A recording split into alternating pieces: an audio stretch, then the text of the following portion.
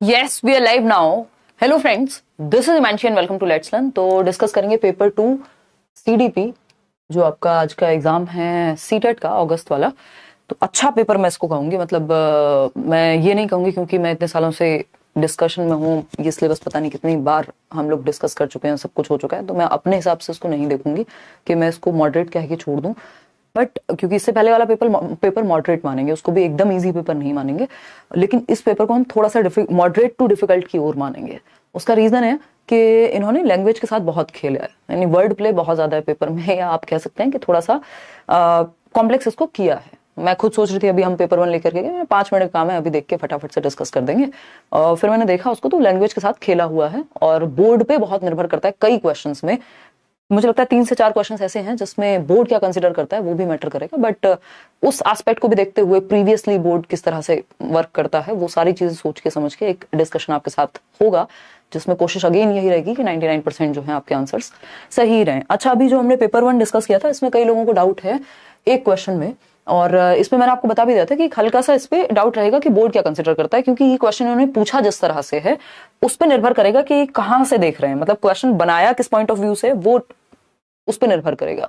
हम जाएंगे अभी सी के साथ ही जो मैंने आपको बताया है ऑलरेडी, लेकिन ये भी पॉसिबिलिटी है इसमें, जबकि अब आप कहेंगे स्लो नहीं होता, स्लो नहीं होता, बिल्कुल सही बात है, लेकिन इन कंपैरिजन ऑफ व्हाट, तो बहुत सारे एस्पेक्ट्स पेडागोजी में प्ले करते हैं। तो हम गए तो उसमें सी के ही साथ हैं, लेकिन 0.1% की प्रोबेबिलिटी है कि बी के साथ चले जाए, बाकी और कोई तो बनता ही नहीं है। ठीक है ना, चलिए खैर आते हैं फटाफट से क्वेश्चन पेपर को सॉल्व करते हैं फटाफट से। 30 क्वेश्चंस, अच्छा पेपर कहूंगी मैं इसको, मतलब अब वो जमाने रहे ही नहीं कि आप सोचें कि आपने पूरा सिलेबस खत्म कर लिया और अब आप पेपर एकदम पास कर जाएंगे। दिमाग लगाना पड़ेगा, लैंग्वेज को पढ़ के समझना और उसको भी बहुत ध्यान से समझना, पेपर के हिसाब से, अपने मन से नहीं। क्वेश्चन नंबर 1 देखिएगा, फटाफट से समझते हैं।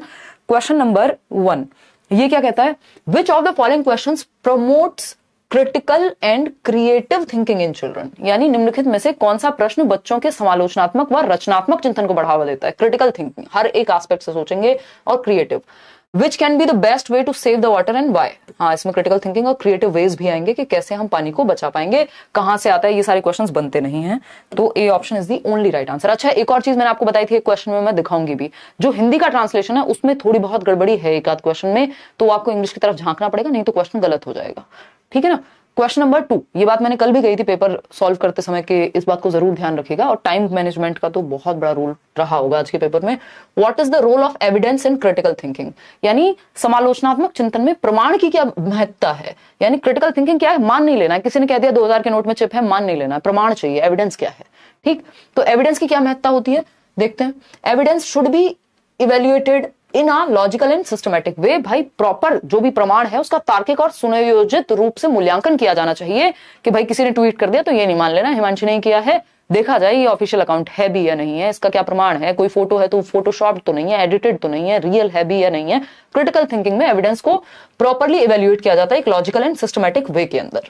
ठीक है ना, विदाउट एनालिसिस एक्सेप्ट कर लेना ये सब बनता ही नहीं है, तो A option is the only right answer over here. आगे बढ़ेंगे क्वेश्चन नंबर 3 पर। What does inclusive education entail, यानी समावेशी शिक्षा में क्या शामिल है। पहला ऑप्शन है जो कहता है कि यहां पे क्लियर है ना, हाँ, inclusive education entails standard curriculum नहीं, डिफरेंशिएटेड करिकुलम, सेग्रीगेशन बिल्कुल भी नहीं, प्रोविजनिंग ऑफ ओनली वोकेशनल नहीं, flexibility in the curriculum as a result of recognition of individual differences, व्यक्तिगत विभिन्नताओं की पहचान के परिणाम स्वरूप पाठ्यचर्या में लचीलापन होना चाहिए। ये बात इंक्लूसिव एजुकेशन में कही जाती है साफ साफ तरीके से। ठीक है, अब आते हैं किस पे, क्वेश्चन नंबर 4 पर। Read the following statement and choose the correct option. Assertion और रीजनिंग, कारण क्या है, जीन पियाजे एंड लेव Vygotsky differ in their perspective on the influence of language on cognitive development in children. बिल्कुल सही बात है, ट्रू है कि पियाजे और वाइगोस्की जो हैं वो उनके दृष्टिकोण में भिन्नता है जब बात भाषा की होती है। ये बात बिल्कुल स्वाभाविक है, इस पे हम चर्चा भी कर चुके हैं बैचेस में भी, वैसे भी आपने मैराथन में भी देखा होगा, पियाजे और वाइगोस्की का सेम थॉट नहीं है लैंग्वेज को लेकर के। रीजन क्या दिया है, in discovery learning teacher provides opportunities and students derive information for themselves, यानी खोज अधिगम में शिक्षक अवसर प्रदान करता है और विद्यार्थी स्वयं जानकारी प्राप्त करने के लिए उन्मुख होते हैं। अब आप इसको रिलेशन बिल्ड करना चाहेंगे इसका ए के साथ तो कुछ ना कुछ तिगड़मबाजी करके हो जाएगा, बट डायरेक्टली अगर देखा जाए तो ए कुछ और कह रहा है और बी कुछ और कह रहा है, दोनों ही बातें सही हैं। तो हम ये कहेंगे कि भाई both A and R are true, but R is not the correct explanation. मुझे यही इसमें सही जमता है, बोर्ड का मन करे तो दे सकता है A and R are true, but मुझे लगता नहीं है ऐसा। ठीक है ना, तो इसका रीजन क्या है क्योंकि वाइगॉस्की और पियाजे की लैंग्वेज वाले एस्पेक्ट पे बात चल रही थी, वे डिस्कवरी लर्निंग पे चले गए कि अपॉर्चुनिटीज दी जानी चाहिए एंड ऑल। तो बातें अपनी जगह पे सही है लेकिन एक्सप्लेनेशन सही नहीं है, तो बी ही इसका 99.9% सही उत्तर होना चाहिए। आगे बढ़ेंगे क्वेश्चन नंबर 5 पर। ये क्या कहता है भाई? क्वेश्चन नंबर 5 कहता है, देखिएगा एक बार, ये इधर उधर नहीं हो रहा है। क्वेश्चन नंबर 5 कहता है, मैं थोड़ा साइड हो जाती हूं, which of the following set correctly mentions the characteristics on which of the following students who are gifted typically. भाई गिफ्टेड बच्चे, जो प्रतिभाशाली बच्चे हैं, दूसरों से कैसे अलग होते हैं? वो एडवांसमेंट होती है उनकी, डेप्थ ऑफ अंडरस्टैंडिंग जो होती है, समझ की जो गहनता होती है वो बेटर होती है दूसरों से। फास्ट पेस ऑफ लर्निंग, जल्दी समझ जाते हैं, जल्दी सीख जाते हैं, ये बात भी है। हायर डिपेंडेंस, ये इंडिपेंडेंट ज्यादा होते हैं, बल्कि डिपेंडेंस नहीं होती हर चीज के लिए। रैपिड फिजिकल डेवलपमेंट, ऐसा भी यहां कोई बनता नहीं है कि हम ये बात मान ही ले कि जितने भी गिफ्टेड बच्चे उन्हीं के साथ ऐसा होगा। ए और बी जो है यहां सही है, जो कि 4th ऑप्शन में है। ठीक है, चलिए खैर आगे बढ़ते हैं। क्वेश्चन नंबर 6 देखिएगा, श्रवण बाधित बच्चे के बारे में बात हुई है, यानी statement is correct in the context of hearing impairment. Hearing impairment वाले बच्चे को कम्युनिकेट करने में समस्या होती है, ये हम सभी को पता है। क्यों? क्योंकि जब सुनने में दिक्कत होगी, अगर मैंने ठीक से, जैसे मेरी नानी है, उनको बहुत सालों से हियरिंग इंपेयरमेंट है, हो गया मतलब समय के साथ हो जाता है, हियरिंग एबिलिटी कम हो जाती है। तो अब जो व्यक्ति ठीक से सुन नहीं पा रहा वो रिप्लाई कैसे करेगा? आप कुछ और पूछेंगे, वो कुछ और जवाब देगा, साधारण सी बात है। तो hearing impairment can affect a child's ability to communicate effectively. श्रवण बाधिता बच्चे के प्रभावी ढंग से संवाद करने की क्षमता को प्रभावित करती है। हम ये नहीं कहेंगे कि जो सारे बच्चे हैं उनको साइन लैंग्वेज से सिखा दो, हियरिंग इंपेयरमेंट के लिए नहीं होता। साइन लैंग्वेज जनरली यूज किया जाता है डेफ एंड डम बच्चे के लिए, ठीक है ना, जो मूक बधिर जिसको हम बोलते हैं। तो ये बात तो हमने डिस्कस भी की हुई है किसी ना किसी सेशन में, आपको याद होगा। Hearing impairment of a child can be reliably tested making loud noises. कान पे बजा दो उसके शोर, और भाई दिक्कत हो जाएगी पहले से जितनी होगी उससे ज्यादा। Hearing impairment is always due to physical problem, नहीं। तो A option is the right answer. Question number 7 देखिएगा, ये क्या कहता है? बहुत ही अच्छा क्वेश्चन उन्होंने पूछा हुआ है।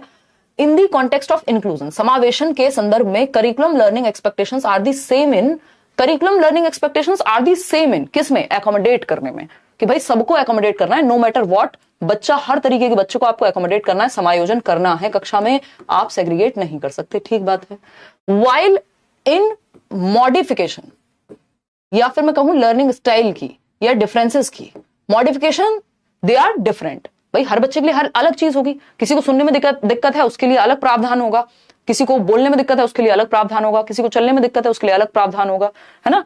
लेकिन एकोमोडेट सबको करना है, तो एकोमोडेशन में तो सब सेम है, लेकिन मॉडिफिकेशन में सेम नहीं है, अंतर पाया जाएगा।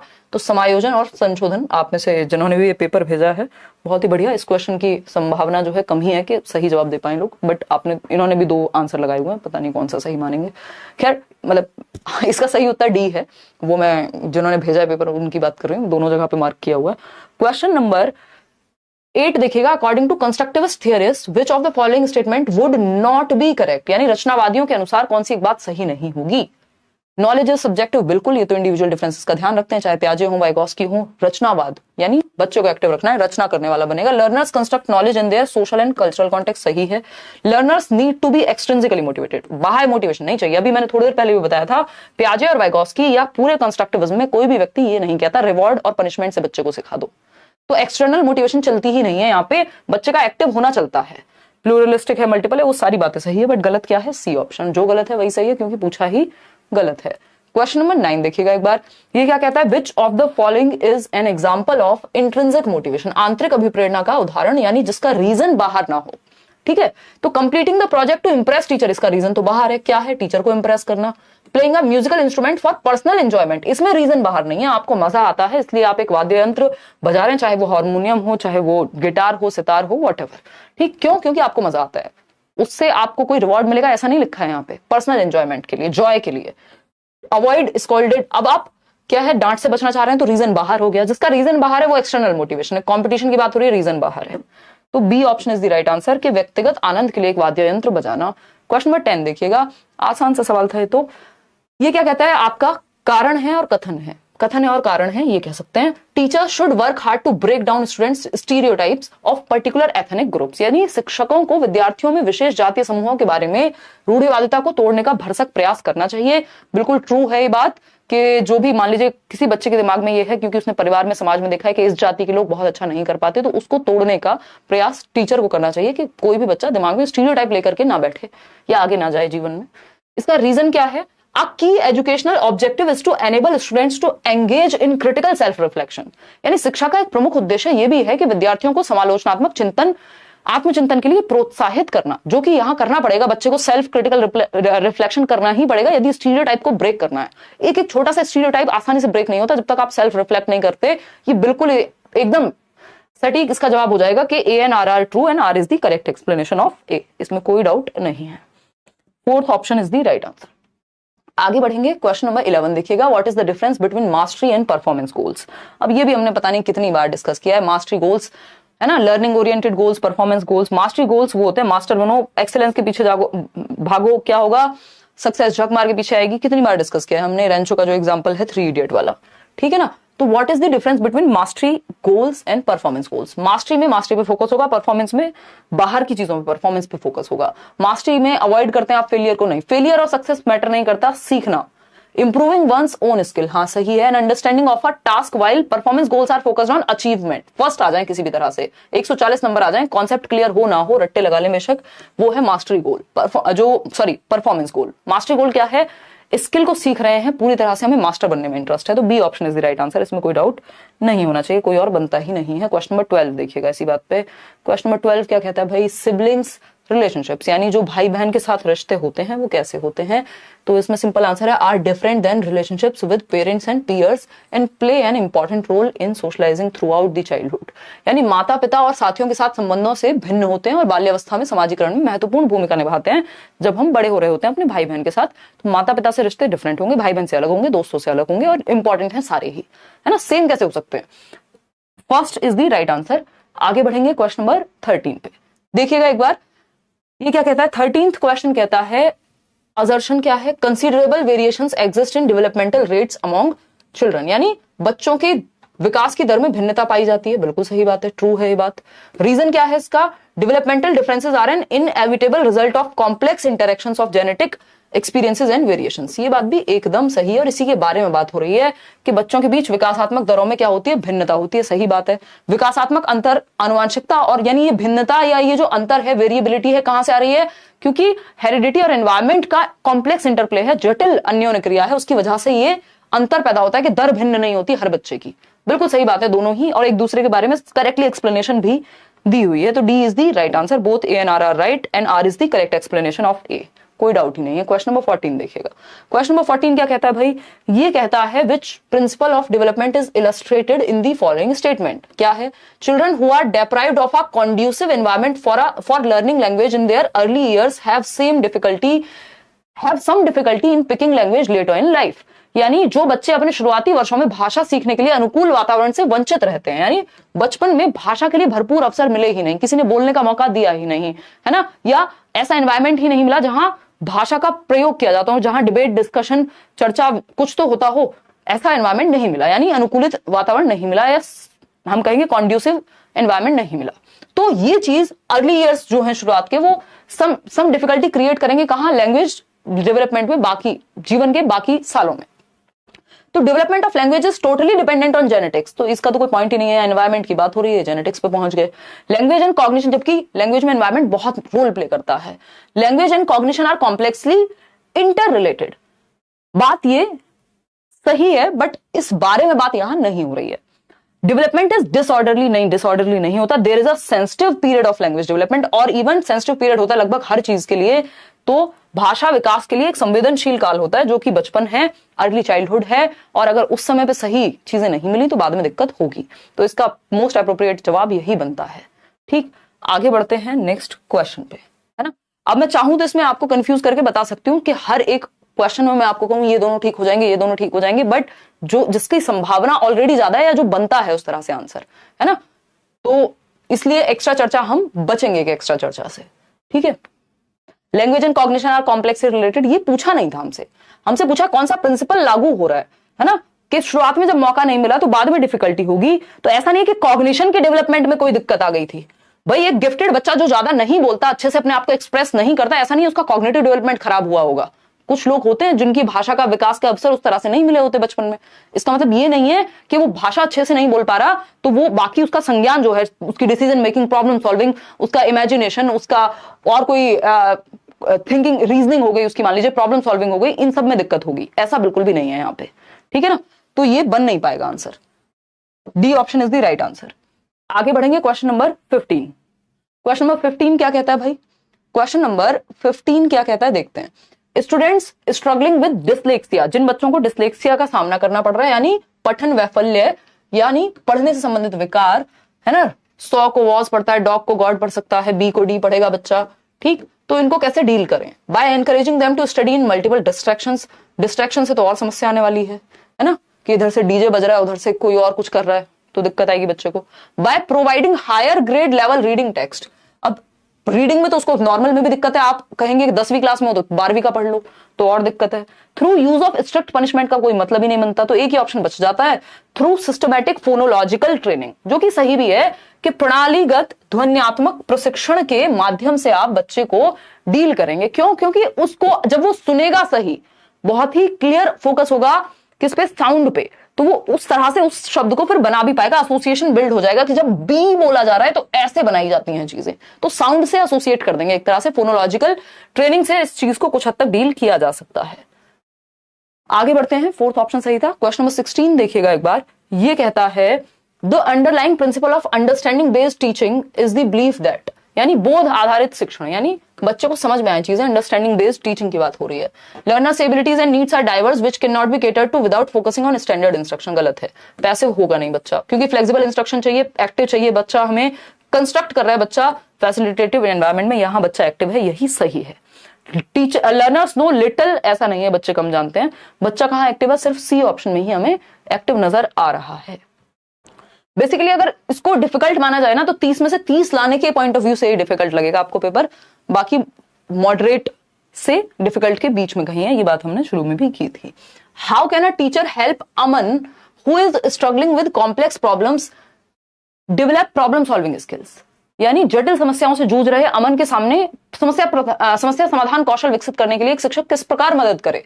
भाई अगर प्रॉब्लम सॉल्विंग है, ब्रेनस्टॉर्म करे, प्रॉब्लम सॉल्विंग का अच्छा तरीका ब्रेनस्टॉर्मिंग, ठीक है ना, यानी बिठाकर उसको दिमाग पे जोर दे, जितने भी आइडियाज आ रहे हैं उन पे सोचे, तो ब्रेनस्टॉर्म करे और आइडियाज को जनरेट करे, ठीक है। उसको कह देंगे गिव अप कर दे, बच्चे कोई कुछ नहीं हो पाएगा, डिस्करेज करेंगे रिस्क लेने से, उसको आंसर ही दे देंगे सीधा, तो उसका दिमाग तो यूज नहीं हुआ। तो A option is the only right answer, कि उसको बुद्धिशीलता या मस्तिष्क उद्वेलन जिसको हम कहते हैं, ब्रेनस्टॉर्मिंग, एफ ऑसबर्न ने दी थी। क्वेश्चन नंबर 18 देखिएगा, a conducive classroom environment for learning in middle classes centers. Conducive classroom environment कैसे होगा, फियर ऑफ पनिशमेंट हो जहां, कॉन्ड्यूसिव का मतलब समृद्ध या अच्छा एनवायरमेंट, अनुकूलित, जहां बच्चे कोऑपरेट कर रहे हो, जहां सहकारी अधिगम हो, सहयोगात्मक अधिगम हो, जो आपके वाइगॉस्की भी कहते हैं। कॉम्पिटेटिव एथॉस नहीं चाहिए, जहां पे प्रतिस्पर्धा हो रही हो, गलाकाट, कंडीशनिंग तो बिल्कुल नहीं चाहिए। तो B option is the only right answer over here. Question number 19 देख लीजिए इसी बात पे और चर्चा करते हैं, ठीक। ये हमारी स्क्रीन को आज पता नहीं क्या हो गया, कल सिस्टम ही पूरा चेंज यहाँ हो जाएगा, इस बार बहुत परेशान किया है इस सिस्टम ने, हालांकि बहुत साथ भी दिया है। 2019 से हम सेम सिस्टम यूज कर रहे हैं, कैमरा और बोर्ड चेंज हो गए। देखिएगा एक बार, अगर हम बात करें लेव वाइगॉस्की बिलीव्ड दैट डेवलपमेंट, नहीं यार एक और बार सिस्टम भी चेंज हो चुका है एक बार, तो भाई इसको क्या समस्या है इतनी जल्दी। Vygotsky believed that development is discontinuous in nature, यानी डेवलपमेंट क्या होता है, डिसकंटिन्यूअस होता है नेचर में। वाइगॉस्की कहते हैं, नहीं पियाजे कहते हैं ऐसा। तो अनफोल्डिंग ऑफ जेनेटिक प्रोग्रामिंग, नहीं वाइगॉस्की तो नहीं मानते जेनेटिक्स को। रिजल्ट्स डायरेक्टली फ्रॉम मैचुरेशन, ये भी तो मैचुरेशन भी क्या है, जेनेटिक ही होता है, ये भी पियाजे की बात है। Results directly from social interaction, D option simple, सीधे सामाजिक संपर्क से, society, culture, language. Question number 20 देख लीजिएगा, ये कहता है अकॉर्डिंग टू पियाजे 4 क्वालिटेटिव डिफरेंट स्टेजेस, यानी पियाजे के अनुसार गुणात्मक रूप से 4 विभिन्न अवस्थाएं, जो SPCF, sensory motor, pre operational, concrete operational और formal operational, very vastly across the various cultures in the world, यानी दुनिया की विभिन्न संस्कृतियों में व्यापक रूप से भिन्न होती हैं। यानी इंडिया में जो है सेंसरी मोटर स्टेज बन जाएगी कुछ और, अमेरिका में कुछ और यूरोप में कहीं कुछ और, ऐसा नहीं होता। ये स्टेजेस क्या है, यूनिवर्सल हैं। बच्चे डिफरेंट हो सकते हैं, बच्चे एक्टिवली कंस्ट्रक्ट कर सकते हैं नॉलेज को, इंडिविजुअल डिफरेंसेस को ध्यान में रखेंगे, बट स्टेजेस सबके लिए सेम है, ऐसा नहीं कहेंगे कल्चर देखते ही स्टेज बदल जाएगी। Illustrate that children's minds are miniature version, नहीं उन्होंने ऐसा नहीं कहा। Are dependent upon the genetic code of the children, चलो कुछ हद तक कह सकते हैं, बट ये तो सभी के लिए है, ऐसा थोड़ी किसी का जेनेटिक कोड कुछ और है तो उसके लिए स्टेज कुछ और बन गई, ऐसा भी नहीं होगा। तो स्टेज तो जो भी व्यक्ति देता है वो बेसिकली यूनिवर्सल ही होती है डेवलपमेंट में, चाहे वो कोलबर्ग हो, किसी ने भी अगर स्टेज दी है तो वो दुनिया में सेम होती है। Fourth option is the right answer. बेशक उसमें इंडिविजुअल डिफरेंसेस को काउंट किया जाए। क्वेश्चन नंबर 21 देखिएगा फटाफट से। ये कहता है विच of the following is a limitation of Piaget's theory of cognitive development. Paper 1 में वाइगोत्स्की के क्वेश्चंस ज्यादा थे, यहाँ पियाजे के क्वेश्चंस ज्यादा हैं, वाइगोत्स्की भी हैं। लिमिटेशन पूछी है कॉग्निटिव डेवलपमेंट में पियाजे की थियरी की, यानी संज्ञानात्मक विकास के सिद्धांत की सीमा क्या है। ओवर एम्फेसाइज करता है लैंग्वेज के रोल को, बिल्कुल भी नहीं। It does not account for individual differences, ऐसा भी नहीं है। जो व्यक्ति ये कह रहा है बच्चा लिटिल साइंटिस्ट है, नन्ना वैज्ञानिक है, एक्टिव कंस्ट्रक्टर है, वो ये थोड़ी कह देगा कि सब एक जैसे ही हैं, है ना, तो इंडिविजुअल डिफरेंसेस का ध्यान है। It does not account for the role of biological factors, नहीं वो तो कर रहे हैं बिल्कुल, वो जो 4 फैक्टर्स हैं उसमें आता है मैचुरेशन। मैचुरेशन का मतलब ये जेनेटिक्स से जुड़ा हुआ है और जेनेटिक एपिस्टेमोलॉजिस्ट भी कहते हैं इनको हम। तो it does not account for the influence of culture and social factors on cognitive development. जो आपका समाज और संस्कृति है उसको उतना महत्व उन्होंने नहीं दिया है। हालांकि उन 4 फैक्टर्स में सोशल इंटरेक्शन एक पार्ट है, लेकिन समाज और संस्कृति दोनों का इतना कोई महत्व अलग से नहीं माना है उन्होंने। तो हम इसी के साथ जाएंगे, कंफ्यूज नहीं होना है उस बात से। आगे बढ़ेंगे क्वेश्चन नंबर 22। क्या है अजर्शन है एक। अजर्शन क्या है भाई, every year Lata a class 7th teacher invites a female maths professor and a male nurse. यानी एक टीचर है 7वीं कक्षा की लता, वो हर साल एक प्रोफेसर को बुलाती हैं गणित की, जो महिला हैं, गणित की प्रोफेसर महिला हैं, यानी स्टीरियोटाइप ब्रेक कर रही हैं। और एक मेल नर्स हैं, यानी जो ध्यान रखते हैं लोगों का, नर्स हैं, जो कि फीमेल के रोल में ज्यादा देखा जाता है जनरली, हम सिस्टर ही कहते हैं अगर दिमाग में आता है तो सबसे पहले। तो उन्होंने मेल नर्स को भी बुलाया, यानी वो ऑपोजिट उदाहरण दे रही हैं, जेंडर स्टीरियोटाइप ना बने जिससे की। बात तो सही है, चैलेंज कर रही है जेंडर स्टीरियोटाइप को। ये बात तो ठीक है, ट्रू है। रीजन क्या है इसका, gender differences are innate and does not acquired through society. ये कहना गलत है कि जेंडर डिफरेंस तो इनेट होते हैं और समाज का इसमें कोई रोल नहीं है, ये तो उल्टी बात हो गई। तो A is true but R is false. A is true but R is false. A option is the right answer. आगे बढ़ेंगे क्वेश्चन नंबर 23 पर। ये क्या कहता है ना, प्रोग्रेसिव क्लासरूम। किसको याद करना है यहाँ पे, जॉन डुई को याद करना है ना। मैं आपके कमेंट बिल्कुल देख नहीं पा रही क्योंकि ये स्क्रीन बंद हो गई है। देखिएगा एक बार, क्वेश्चन नंबर 23 है। ये कहता है प्रोग्रेसिव क्लासरूम की जब हम बात कर रहे हैं, do not ask many questions. क्यों नहीं पूछेंगे भाई, बच्चे तो लर्निंग बाय डूइंग करके सीखेंगे। Ask questions to the teacher, बिल्कुल सही है। ईच अदर, एक दूसरे से भी पूछेंगे, खुद से भी पूछेंगे। तो BCD is the right answer, यानी 3rd option is the right answer over here. आगे बढ़ेंगे क्वेश्चन नंबर 24 पे। Expectations associated with being male और female are referred to as. भाई एक्सपेक्टेशंस किसके साथ एसोसिएटेड है, महिला और पुरुष होने के साथ। इनको जेंडर रोल कहते हैं कि भाई इस जेंडर का ये रोल है, क्योंकि इसके साथ ही एक्सपेक्टेशंस एसोसिएटेड है। अभी फिक्स करने की बात नहीं हुई है। And these are learned through childhood and into adulthood. जीवन भर चलता रहता है, सही बात है, बिल्कुल सही है। तो जेंडर रोल्स कहलाते हैं ये, through out childhood and into adulthood चलते हैं ये, ठीक है बात। अगर हम बात करें, इसको स्टीरियोटाइप नहीं कहेंगे क्योंकि अभी बहुत जिस लैंग्वेज में ये पूछा है संभव नहीं है कि वो स्टीरियोटाइप बन जाए, ठीक है ना, वो बाद में जाकर के बन जाते हैं। जेंडर रोल्स को जब आप थोप देंगे किसी एक पे, ठीक, तो पुल्लिंग या स्त्रीलिंग होने से जुड़ी अपेक्षाएं हैं, उनको क्या कहेगा, जेंडर भूमिकाएं कहा जाता है। इन्हें बाल्यावस्था की सभी अवस्थाओं से लेकर के ये प्रभावित करते हैं। अभी स्टीरियोटाइप डिफरेंट तरीके से पूछता तो बन जाता यही क्वेश्चन स्टीरियोटाइप का। कॉन्स्टेंसी का कोई पॉइंट नहीं है यहाँ पे। कॉन्स्टेंसी होती है कि जेंडर कांस्टेंट है, ये समझ में आने लगता है बच्चों को। क्वेश्चन नंबर 25 देखिएगा। विच of the following views about intelligence supports the respectful consideration of diversity among learners. Intelligence environment से इन्फ्लुएंस नहीं होती, ऐसा किसने कहा। जेनेटिक फैक्टर से इन्फ्लुएंस नहीं होती, जब बल्कि ज्यादा होती है। IQ टेस्ट ओनली मेजर है, ये भी कहना गलत होगा। क्या है, मल्टी डायमेंशनल है, ये आपका टॉपिक भी है, मतलब आपके सिलेबस में भी गिवन है। क्या है, मल्टी डायमेंशनल है। 8 प्रकार की बुद्धि की बात कौन करता है, गार्डनर भी कर रहे हैं। क्वेश्चन नंबर 28 देखिएगा। Who among the following critic the concept of general intelligence and proposed an alternative theory of intelligence. सामान्य बुद्धि की अवधारणा की आलोचना की और बुद्धि का एक वैकल्पिक सिद्धांत प्रस्तुत किया। जनरल और स्पेसिफिक इंटेलिजेंस किसने दिया है, बताइएगा एक बार। जो आपका एक तत्व बुद्धि का सिद्धांत है यूनिटरी, वो दिया था एल्फ्रेड बिने ने।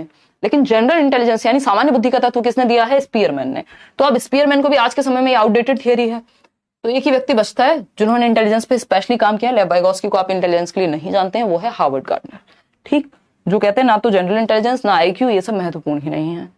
27वां क्वेश्चन देखिए। Kohlberg theory has been criticised. Kohlberg's theory has been criticised by Carol Gilligan. Carol Gilligan ने थियरी को क्रिटिसाइज किया, किस बेसिस पे, कि इस थियरी में जेंडर डिफरेंस को इग्नोर कर दिया गया है। ए ऑप्शन है ना, कि मॉरल रीजनिंग महिलाओं और पुरुषों की डिफरेंट हो सकती है, इस बात को इग्नोर कर दिया गया। जेंडर बायस थियरी है। क्वेश्चन नंबर 28 देखिएगा, ये क्या कहता है, a teacher wants to help her students develop metacognitive skills. Metacognition बोले तो परासंज्ञान, ठीक। Which of the following strategies follow करेगी, प्रोवाइड फ्रीक्वेंट ग्रेड्स, नहीं। Students to reflect on their own learning, metacognition में यही तो होता है जो नोट्स में भी आपको दिया हुआ है कि रिफ्लेक्ट करेगा, रिव्यू करेगा, व्यक्ति प्लान करेगा, एनालाइज करेगा। तो विद्यार्थियों को प्रोत्साहित करना कि वे स्वयं को अपने अधिगम पर चिंतन करने को सोचें कि कितना आता है मुझे, कैसे वो अप्लाई होगा, ठीक। मेमोराइज करना और ये सब यहां नहीं होता। B option is the right answer. Question number 29 देखिएगा एक बार, read the following statements and choose correct option. देखिए भाई, करेक्ट ऑप्शन चूज करते हैं। असर्शन क्या है, अभिकथन क्या है, teacher should ask students to identify their own examples and non examples of the concept for strengthening the concept. यानी शिक्षकों को संकल्पना को मजबूत करने के लिए विद्यार्थियों को अपने स्वयं के संकल्पना के उदाहरण और गैर उदाहरण, उदाहरण होता है जो डायरेक्टली रिलेटेड हो, गैर उदाहरण या नॉन एग्जांपल होता है जो इनडायरेक्टली उस कॉन्सेप्ट को क्लियर कर दे। जैसे जब मैं कहती हूँ ये पेन है और उसके बाद में एग्जांपल देती हूँ कि ये पेन नहीं है, तो ये गैर उदाहरण हो गया। ये बहुत बार हम डिस्कस कर चुके हैं, ठीक। इसका रीजन क्या है, ये करना चाहिए, बिल्कुल सही बात है, इससे क्लैरिटी ऑफ कॉन्सेप्ट्स आती है। Thinking of examples leads to strengthening of the concept while non-examples tend to confuse। नहीं, non-example से clarity आती है, confusion नहीं आती, तो ये तो false हो जाएगा। तो A is true but R is false, जो कि फर्स्ट ऑप्शन में ही गिवन है, ठीक है जी। चलिए खैर आगे बढ़ते हैं। क्वेश्चन नंबर 30 आज के लिए आखिरी सवाल, और इसी के साथ general principles of learning suggest that students learn better if a teacher. बच्चे बेहतर सीखेंगे यदि एक teacher first introduces the concept in its symbolic form and then moves to physical form. बेकार बात। First discusses what is not known to the student and then comes to what the student already knows. Unknown लिखा होता है तो समझ में भी आता है, नोन टू अननोन जाएंगे। फर्स्ट इंट्रोड्यूसेस, ये सेम ही बात कह दी इन्होंने, first introduces the concept overall and then moves to the intricacies of it. यानी पहले ओवरऑल परिचय दे दिया संपूर्ण और उसकी बारीकियों पे बाद में गए, किया जा सकता है। डी ऑप्शन है, first discusses the concept in terms of logic and reason and then grants opportunity to verify the ideas. यहां पे बच्चा ज्यादा एक्टिव होगा, उसका लॉजिकल थिंकिंग, उसके बाकी एस्पेक्ट्स ज्यादा एक्टिव हैं। तो सी से बेटर हमारे पास ऑप्शन अवेलेबल है, इसलिए हम डी के साथ गए हैं, नहीं तो सी गलत नहीं था, ठीक है ना। तो D option is the right answer, एक नंबर ये दिलाएगा। तो आउट ऑफ 30 कितने आपके ठीक हुए वो आप कमेंट्स में बता सकते हैं। जो लोग कह रहे हैं ईवीएस, मैथ्स और लैंग्वेज भी बता दो, यार बता तो देंगे। और अब पिछले 2 सालों से छोड़ दिया, अदरवाइज पहले सारा ही बताती थी मैं। आज प्लान भी था बट देन आई रियलाइज के 10 दिन रुक जाओ, 10-15 दिन में आपके आंसर की आ ही जाती है। और क्योंकि लैंग्वेज में कुछ सेक्शन ऐसा है जिसको लेके श्योर आप कभी भी नहीं होगे, बल्कि जितनी जगह देखोगे उतनी जगह कंफ्यूज भी हो जाओगे। तो उससे बेटर है, जैसे पैसेज के जो 30 नंबर हैं वो कोई भी पूरी तरीके से सही नहीं बता पाएगा उसको, मुझे ऐसे लगता है। उसमें सब्जेक्टिविटी आती है, बोर्ड के आंसर्स में सब्जेक्टिविटी होती है। पेडागोजी का section most of the time ठीक होता है, लेकिन उसमें भी एक आध क्वेश्चन में आ सकता है। तो मैथ्स में आई थिंक उधर सर्कल करा देंगे और पेडागोजी का आंसर मैं उनको दे दूंगी। तो इस बार अभी इतना ही रखते हैं, है ना। जरूरत लगेगी तो देखेंगे, नहीं तो छोड़ेंगे। सीडीपी आप देख लो, ये आपका 99.9% जो है सारे आंसर्स एकदम वेरीफाइड रहते ही हैं। चलिए आज के लिए इतना ही, थैंक यू सो मच, धन्यवाद। कल मिलते हैं और आगे की तैयारी अब कैसे करनी है, क्या करना है। सीटेट आप दे चुके हैं, थोड़े से आपको कॉन्फिडेंस भी होगा कि हाँ पेपर ठीक हुआ है भाई, ठीक है ना। चलिए धन्यवाद, टेक केयर। कमेंट्स में बताइएगा कितने आपने स्कोर किया। मिलेंगे जल्दी ही, 130+ होपफुली आप लेकर के आएंगे और हम लोग मिलेंगे, है ना। सबके नहीं आएंगे ऑफ कोर्स, बट जिन्होंने पहले से मेहनत की है